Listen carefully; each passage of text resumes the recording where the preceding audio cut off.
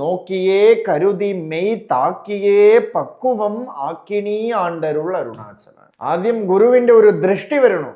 എപ്പോഴാ ഗുരുവിന്റെ ദൃഷ്ടി വരണത് എന്ന് പറഞ്ഞാൽ ഈ സംസാര ചക്രത്തില് നമ്മൾ തപ്പിച്ച് ചുഴലുമ്പോൾ ആ ഗുരുവിന്റെ ദൃഷ്ടി നമ്മുടെ മുന്നിൽ പെടണം.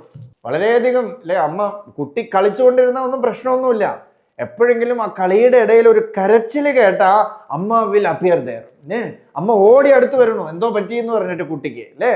അതുവരെ വ്യവഹരിച്ചുകൊണ്ടിരിക്കുമ്പോൾ ഒരു പ്രശ്നവുമില്ല. കളിച്ചുകൊണ്ടിരിക്കുമ്പോഴേ അങ്ങോട്ട് പോകുമ്പോൾ ഇങ്ങോട്ട് ഓടുമ്പോൾ അവിടെ ഇവിടെയൊക്കെ ഇരിക്കുമ്പോഴൊന്നും പ്രോബ്ലം ഒന്നുമില്ല. എപ്പോഴാണോ മക്കളെ കരയണത്, ആ കരയണ സമയത്ത് അമ്മയ്ക്ക് വരാതിരിക്കാനേ സാധ്യമല്ല. ഇതാണ് കരുണ. അതുപോലെ എപ്പോഴാണോ ഈ സംസാര ചക്രത്തിൽ ചുഴന്ന് ഒരു ജീവൻ വളരെയധികം വിഷമിച്ചിരിക്കണോ, ഗുരു വിൽ അപ്പിയർ ഇൻ ഫ്രണ്ട്. ഗുരു വന്ന് മുന്നിൽ അപ്പിയർ ആവും. എന്നിട്ട് ഗുരു എന്ത് ചെയ്യും? പ്രശാസിതും, നോക്കിയേ. അതാണ് നോക്കിയേ കരുതി.